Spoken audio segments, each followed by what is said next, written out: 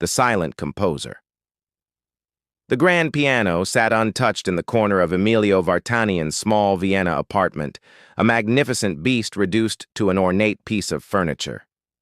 Dust had settled into the crevices between its keys, marking the passage of time since it was last played, nearly 14 months now.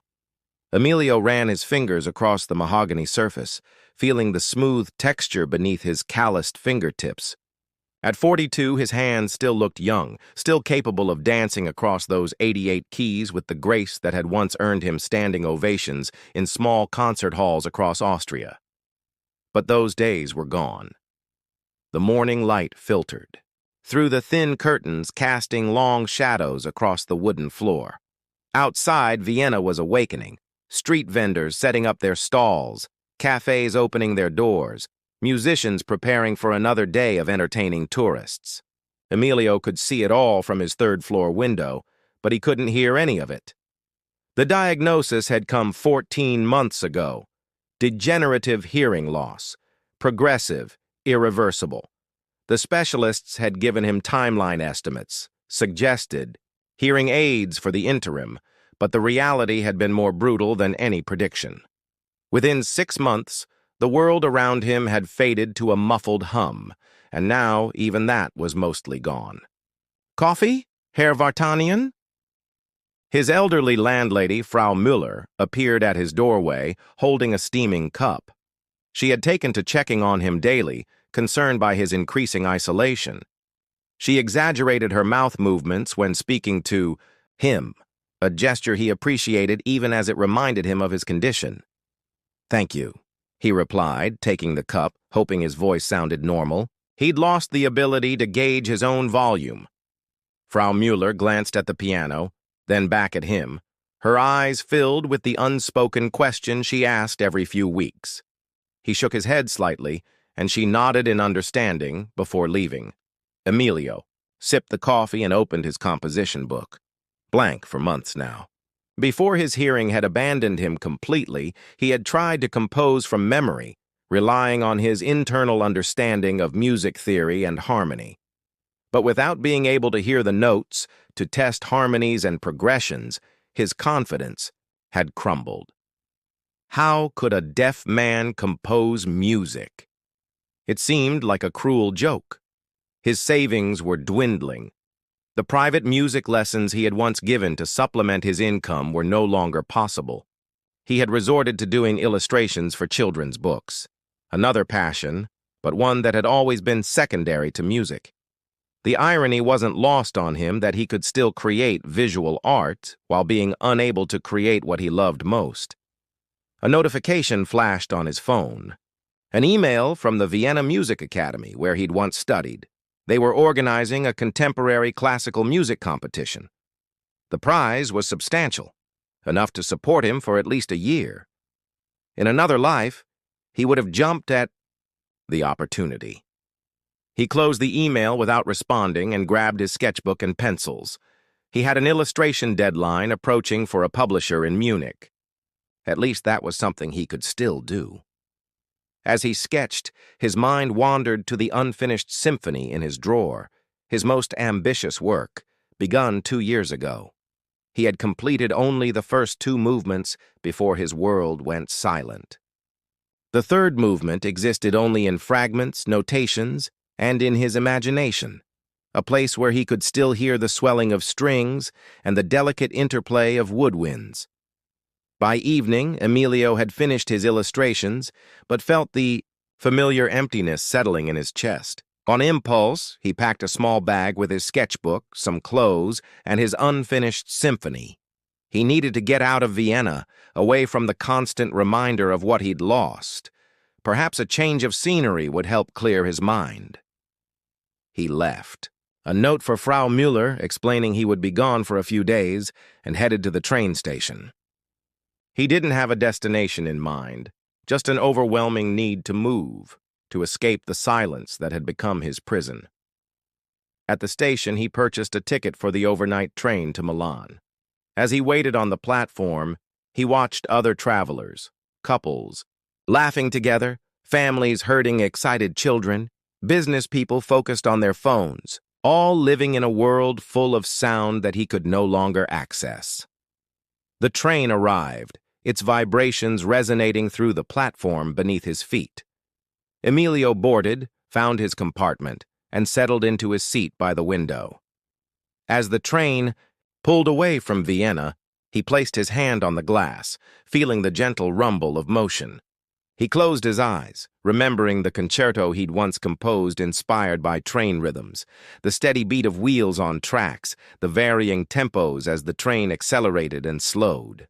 Now, all he had was the sensation of movement without its accompanying symphony. But as the countryside began to rush by, Emilio felt something he hadn't in months, a small flicker of possibility. Perhaps, somewhere beyond Vienna, he might find a way back to music, or at least to himself. Notes on a train. Nora Blackwell pressed her forehead against the cool glass of the train window, watching the Austrian countryside blur into a painting of greens and golds. 3 weeks into her European museum tour, and exhaustion had settled, deep in her bones. As the assistant curator for the Thompson Gallery in Boston, this trip was supposed to be her big break, securing new exhibits, building connections, elevating their small but ambitious gallery to international recognition. Instead, it felt like a marathon of rejections and polite dismissals. The compartment door slid open, breaking her reverie. A man with dark, slightly graying hair at the temples entered, his movements careful and deliberate. He nodded briefly, in her direction before taking the seat opposite hers. There was something instantly striking about him.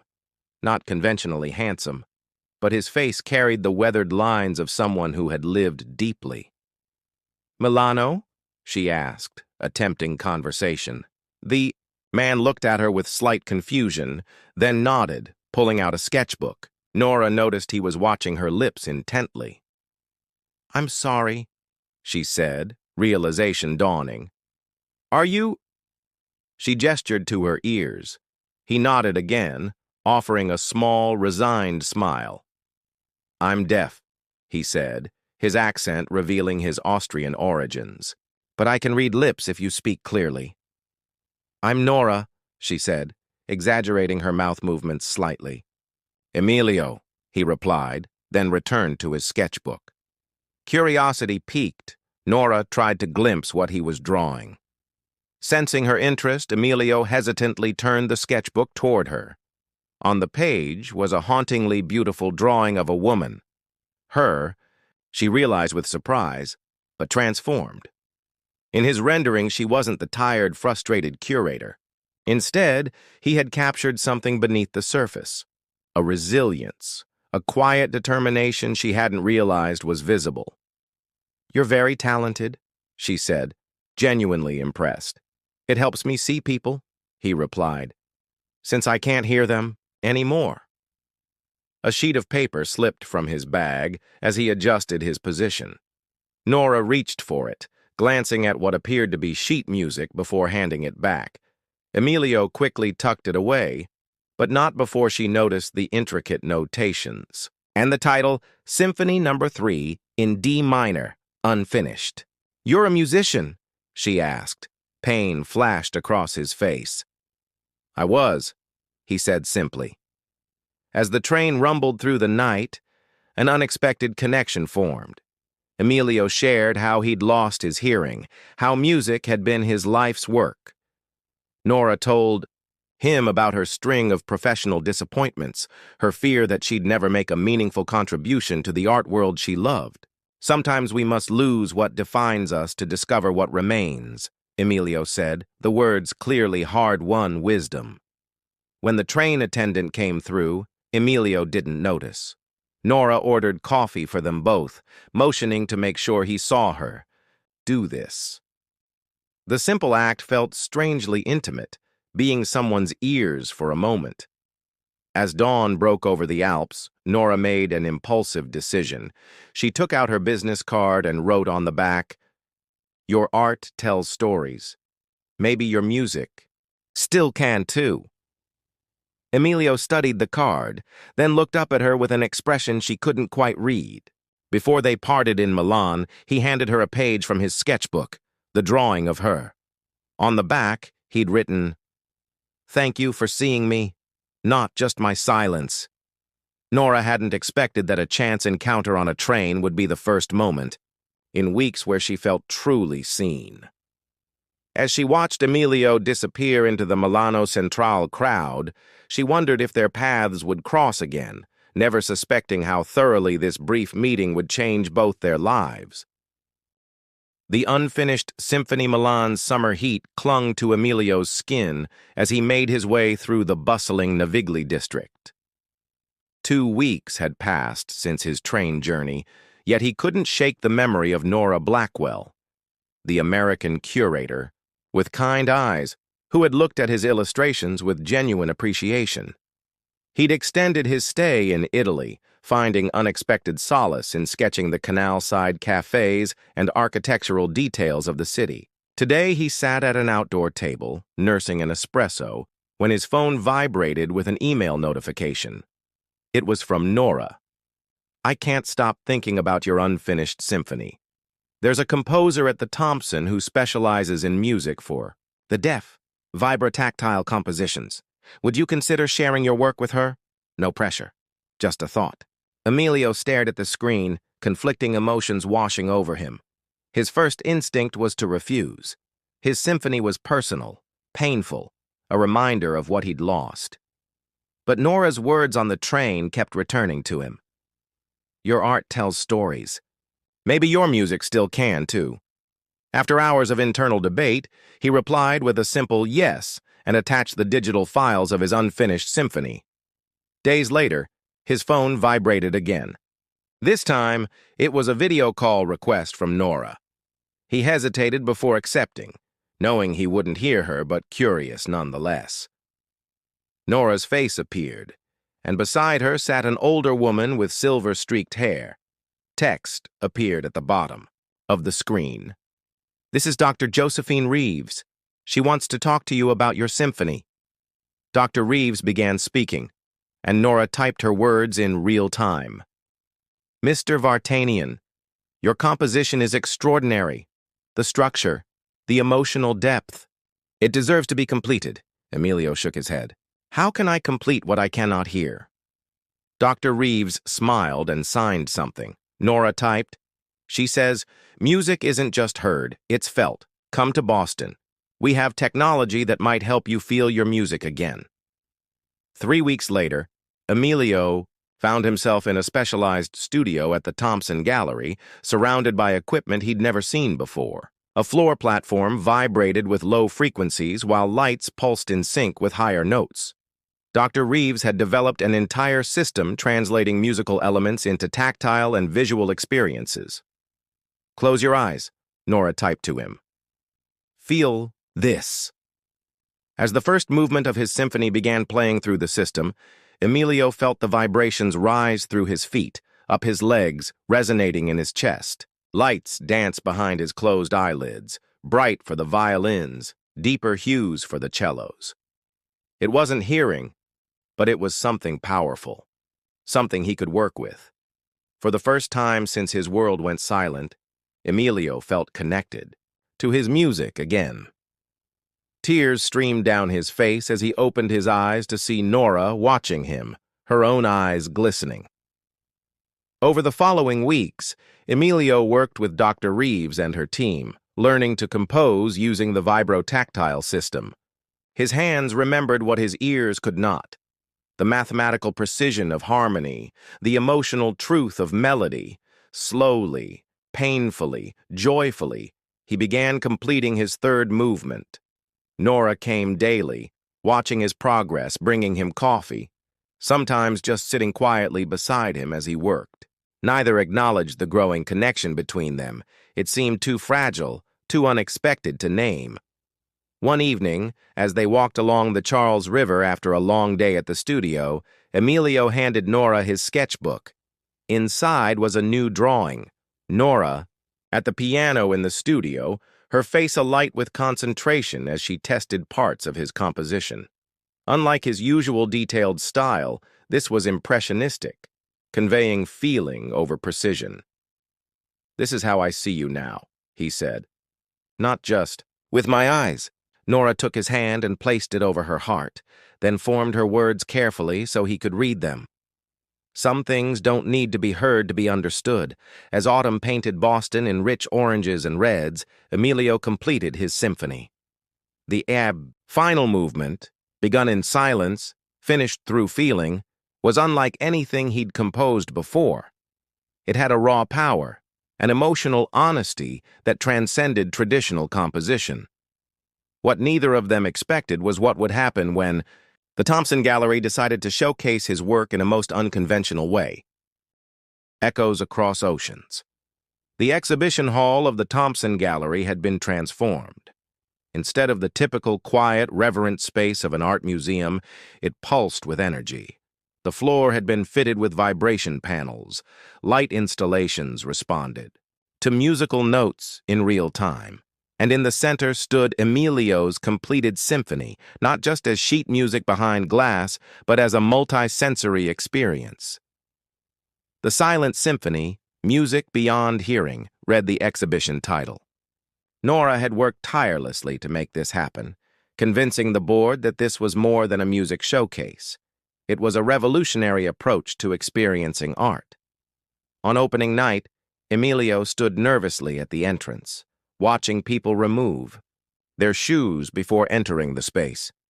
Once inside, visitors experienced his symphony through their bodies, feeling the vibrations, seeing the synchronized light display, touching sculptural elements that represented different instruments and themes. What made the exhibition truly unique was that every visitor received noise-canceling headphones.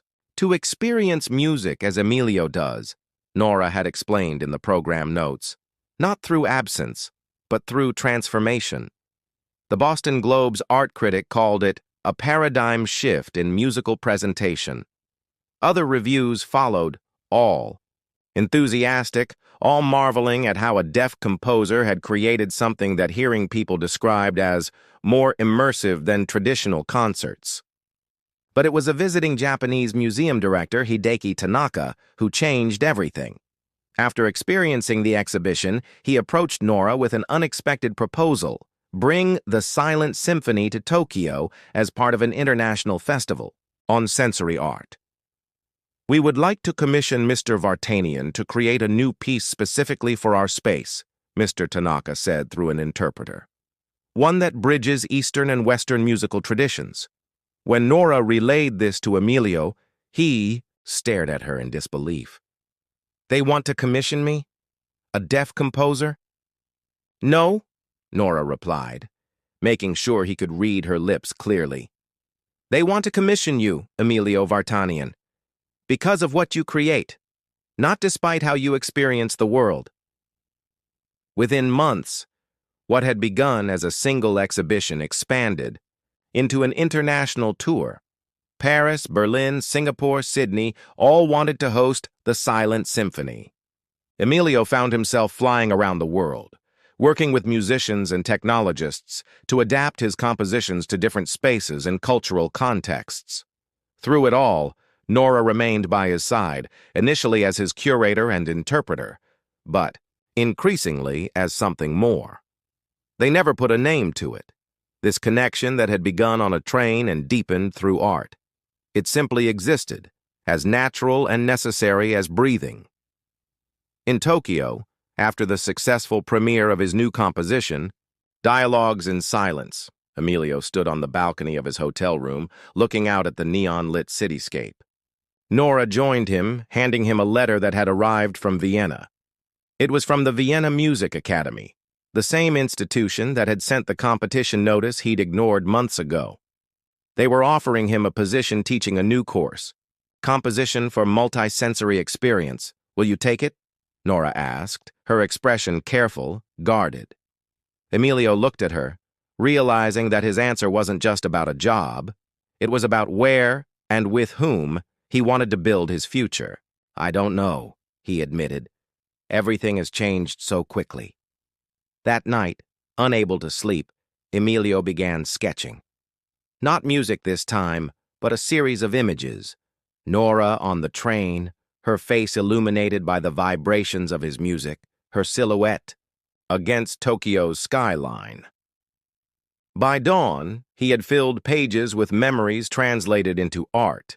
What he couldn't yet articulate was the realization forming in his heart that sometimes the greatest gifts come disguised as losses, and sometimes a person enters your life precisely when you need them most, even if you don't recognize it at the time. The resonance of giving one. Year later, Emilio stood before a class of 12 students at the Vienna Music Academy. Using a combination of sign language, lip reading, and visual aids, he was teaching them to compose music that could be experienced through multiple senses. Among his students were 3 who were deaf, 2 who were blind, and others who simply wanted to explore music beyond traditional boundaries. Vienna had changed in his absence, or perhaps he was seeing it differently. Now, the city that had once felt like a prison of silence now vibrated with new possibilities. He still couldn't hear the street musicians or the clip-clop of horses pulling carriages for tourists, but he had found other ways to experience the rhythm of his beloved city. His apartment, once sparse and dusty, now housed not only his piano but also a vibro-tactile floor system, light installations, and walls lined with sketches and paintings, his visual diary of the past year's journey. The most prominent drawing was of Nora, standing in the Boston Gallery on opening night, her face radiant with triumph and joy. After class, Emilio checked his phone to find a message from her. Just landed. Meet at our spot? Their spot was Café Central, where legendary composers and philosophers had once gathered. When he arrived, Nora was already there, her suitcase beside her table, looking slightly travel-worn but smiling broadly when she saw him. They had been doing this for months now, Nora flying to Vienna for 2 weeks, then returning to Boston for 3, maintaining both her position at the Thompson and their relationship across continents. It wasn't ideal, but they had learned that connection transcended physical proximity. "I have news," she signed to him. Having learned sign language over the past year, Emilio raised an eyebrow questioningly. "The Thompson has approved a permanent partnership with the Vienna Music Academy," she said, speaking slowly so he could read her lips while also signing. "They want to establish an exchange program for artists working in multisensory mediums." "That's wonderful," Emilio replied, genuinely pleased but sensing there was more. Nora took a deep breath. "They've offered me the position of directing it. I'd be based here in Vienna." The implication hung between them. No more transatlantic flights, no more counting days until reunion, no more divided life. But that would mean leaving Boston, Emilio said, knowing how much her work there meant to her. "Some things are worth leaving for," she replied simply. "You taught me that."